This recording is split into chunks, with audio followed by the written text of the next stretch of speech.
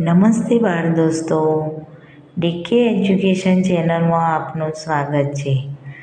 આજે આપણે ધોરણ 5ની સ્વાધ્યાય પોથીના ભાગ 2માં પર્યાવરણ વિષયમાં પાઠ 5 બીજનું સોલ્યુશન જોઈશું. બાળ દોસ્તો, તમે આ વિડીયો પસંદ આવે તો એને લાઈક અને સબસ્ક્રાઈબ જરૂરથી કરજો અને તમારા મિત્રો સાથે શેર પણ કરજો. તો ચાલો આપણે સોલ્યુશન જોઈએ. તો અહીંયા પ્રશ્ન 1 આપેલો છે કે નીચે આપેલ ચિત્ર જોઈ તેની નીચે આપેલી પરિસ્થિતિઓનું વર્ણન લખો. તો અહીંયા પહેલું ચિત્ર છે. અહીંયા ચિત્ર પરિસ્થિતિ 1, પરિસ્થિતિ 2 અને પરિસ્થિતિ 3 આપેલું છે. પરિસ્થિતિ 1માં આપણે જોઈ શકીએ છીએ કે આ બીજ છે. બીજ એ પાણીની અંદર નથી, પાણીની ઉપર છે. હવે પરિસ્થિતિ 2માં બીજ છે એ પાણીની અંદર છે, એટલે કે પાણીથી બહુ અંદર નથી અને બહુ નીચે પણ નથી. અને આ ત્રીજી પરિસ્થિતિમાં બીજ સૌથી નીચે છે, છેક પાણીની અંદર છે. બીજા નંબરની પરિસ્થિતિમાં બીજને પાણીની સામાન્ય અડેલો છે. તો પરિસ્થિતિ 1. તો પરિસ્થિતિ 1માં શું થશે કે બીજ જે છે એ બીજ જે છે એ પરિસ્થિતિ 1માં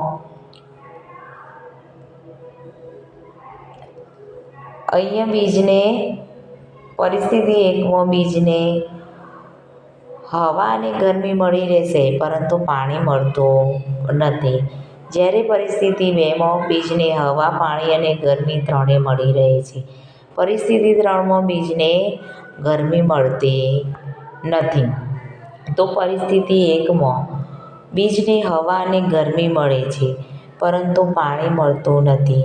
તેથી તેનું બીજ અંકુરિત થશે નહીં. પરિસ્થિતિ 2માં બીજને હવા, પાણી અને ગરમી બધું જ મળી રહે છે, તેથી તે બીજ ઝડપથી અંકુરિત થશે. હવે પરિસ્થિતિ 3. પરિસ્થિતિ 3માં બીજને પાણી મળી રહે છે, પરંતુ ગરમી અને હવા મળતી નથી. તેથી તેનો વિકાસ રૂંધાય છે અને તે બીજ પણ અંકુરિત થશે નહીં. એટલે કે બાળ દોસ્તો, બીજને ઉગવા માટે હવા, પાણી અને ગરમી ત્રણેયની જરૂર છે. હવે પ્રશ્ન 2. નીચે એકમો આપેલી કવિતાના આધારે નીચે આપેલા પ્રશ્નોના જવાબ લખો. તો અહીંયા તમને પહેલું આપેલું છે કે ભારતમાં મરચો નીચેનામાંથી કયા દેશમાંથી આવેલા છે? તો 1માં છે ઉત્તર અમેરિકા, 2માં છે દક્ષિણ અમેરિકા, 3માં છે ઓસ્ટ્રેલિયા અને 4માં છે યુરોપ. તો જવાબ આવશે 2, દક્ષિણ અમેરિકા. હવે બીજો પ્રશ્ન. ભીંડા ભારતમાં કયા દેશમાંથી આવેલા છે? ઉત્તર અમેરિકા, દક્ષિણ અમેરિકા, ઓસ્ટ્રેલિયા કે આફ્રિકા? તો જવાબ આવશે 4, આફ્રિકામાંથી આવેલા છે. હવે ત્રીજો. યુરોપમાંથી કઈ વસ્તુ ભારતમાં આવેલી છે? તો મરચાં, મકાઈ, કોબીજ કે બટાકા? તો જવાબ આવશે 3, કોબીજ. ચોથો પ્રશ્ન.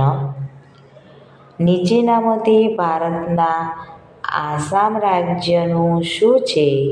ચા, મકાઈ, ભીંડા કે મરચાં? તો આસામની આવે ચા. તો જવાબ આવશે 1, ચા. પાંચમો છે. સોયાબીનનું મૂળ વતન કયું છે? ઉત્તર અમેરિકા, ચીન, ઓસ્ટ્રેલિયા કે યુરોપ? તો જવાબ આવશે 2, ચીન. હવે પ્રશ્ન 3. પાઠ્યપુસ્તકમાં આપેલા બટાટા, મરચાં, ચાયજી કાવ્યના આધારે તેમાં વર્ણવેલા બીજનું માગ્યા મુજબનું વર્ગીકરણ કરો. તો ભારતીય બીજ અને પરદેશી બીજ લખવાના છે. તો કવિતામાં ભારતીય બીજ આવશે ચા, રીંગણ, વાલોળ, કારેલા, કેરી, સંતરા, બોર, કેળા, પાલક, પરવર, ધાણા અને મેથી. જ્યારે વિદેશી બીજમાં આવશે પરદેશી બીજ. એમાં આવશે મરચાં, બટાકા, કોબીજ, વટાણા, ભીંડા, સોયાબીન, કોફી અને ટામેટાં. હવે છે પ્રશ્ન 4. નીચે દર્શાવેલ પ્રવૃત્તિ કરો અને તેના અવલોકન કોષ્ટકમાં નોંધો. તો અહીંયા તમને મળી રહે તેવા ઘઉં, મગ, બાજરી, મકાઈ, કપાસ, દાણા, ચણા, વાલ, રાઈ, જીરું, એરંડા કે અન્ય મળે તેવાના એક સારા બીજ એકઠા કરો. તમારા ઓગણાની જમીનમાં કે કુંડામાં આ બીજને રોપવા માટે માટી પર પાણી રેડીને ભેજવાળી કરો. તમે પસંદ કરેલી જગ્યાએ બીજ વાવવા માટે બીજની સંખ્યા મુજબના સરખી ઊંડાઈના ખાડા બનાવો. તમારી પાસેના જુદા જુદા એક બીજને આ ખાડામાં મૂકી ઉપર માટી વાળી દો. આ કુંડા કે ક્યારામાં રોજ નિયમિત પાણી આપો અને બીજના ઉગવાનું અવલોકન કરતા રહો. એટલે કે બાળ દોસ્તો, ઘઉં, મગ, બાજરી, મકાઈ, કપાસ, દાણા, ચણા, વાલ, રાઈ, જીરું જેના બીજ મળે એના બીજ તમારે તમારા ઘરની આગળ કે કુંડામાં માટીના ખાડો કરી અને એની અંદર વાવવાના છે અને રોજ એમાં પાણી રેડી અને અવલોકન કરવાનું છે. તો તમે એકઠા કરેલા બીજને નાનાથી મોટા ક્રમમાં ગોઠવો. તો પહેલું આવશે રાઈ, બીજું આવશે તલ, બાજરી, ચોખા, મગ, અડદ, કપાસિયા, તુવેર, ચણા, રાજમા અને વાલ. હવે ઉપરની પ્રવૃત્તિના અવલોકન નીચે નોંધો. તો હવે અવલોકન જે કરો તમે રોજ એમાં પાણી રેડીને અવલોકન કરવાનું છે. તો એમાં ક્રમ, વિગત અને અવલોકન. બધા બીજ વાવ્યાની તારીખ નોંધો.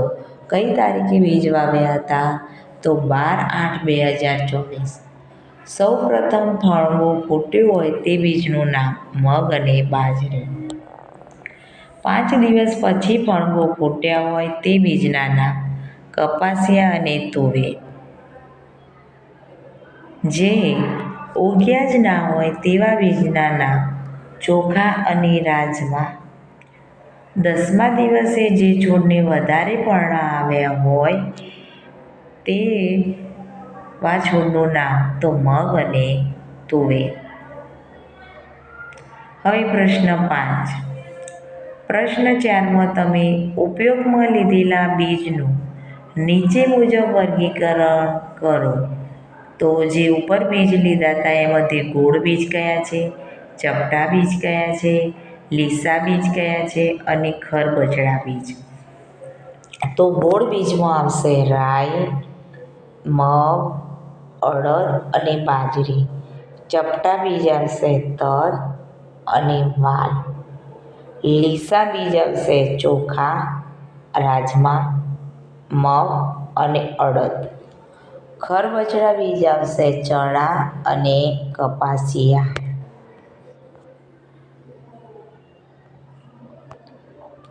પ્રશ્ન 6. નીચે આપેલી વનસ્પતિઓનું માગ્યા મુજબ વર્ગીકરણ કરો.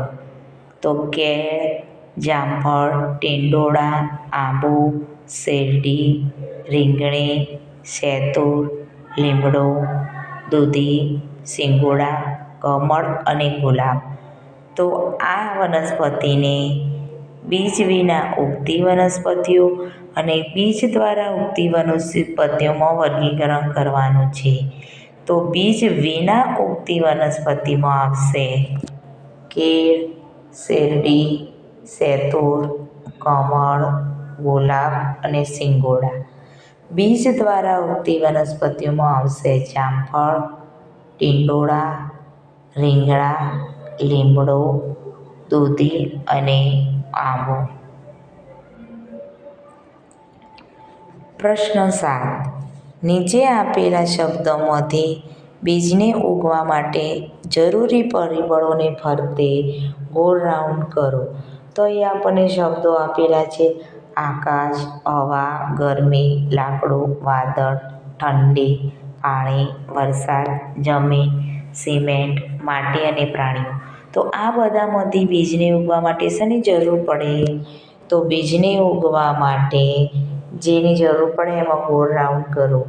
તો હવા, ગરમી, લાકડાની જરૂર પડે એટલે જમીનની જરૂર પડે ઉગવા માટે, માટીની જરૂર પડે, વરસાદની જરૂર પડે અને પાણીની જરૂર પડે.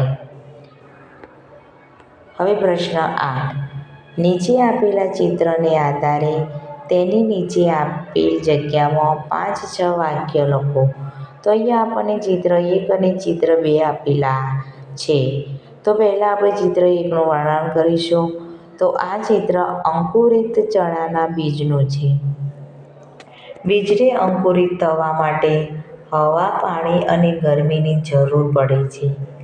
બીજ અંકુરિત થયા પછી તે છોડમાં નિર્માણ પામશે. તે છોડ પર ચણાના બીજ આવશે. હવે ચિત્ર 2નું વર્ગીકરણ જોઈએ આપણે. તો આ ચિત્ર કઠોળનું છે. આ બીજ અંકુરિત થયા બાદ તેમાં લીલા પાંદડા આવેલા છે. આપેલા ચિત્રમાં એક કરતાં વધારે બીજ અંકુરિત થયેલા છે. હવે પ્રશ્ન 9. તમે જાણતા હોય તેવા હવા, પાણી અને પ્રાણીઓ દ્વારા ફેલાતા બીજના નામ આપો. હવા દ્વારા ફેલાતા બીજ: કણજી અને આંકડો. પાણી દ્વારા ફેલાતા બીજ: નાળિયેરી અને રજકો. પ્રાણીઓ દ્વારા ફેલાતા બીજ: વડ અને જામફળ. બાળ દોસ્તો, જો તમને આ વિડીયો પસંદ આવ્યો હોય તો લાઈક અને સબસ્ક્રાઈબ કરજો અને તમારા દોસ્તો સાથે શેર પણ કરજો.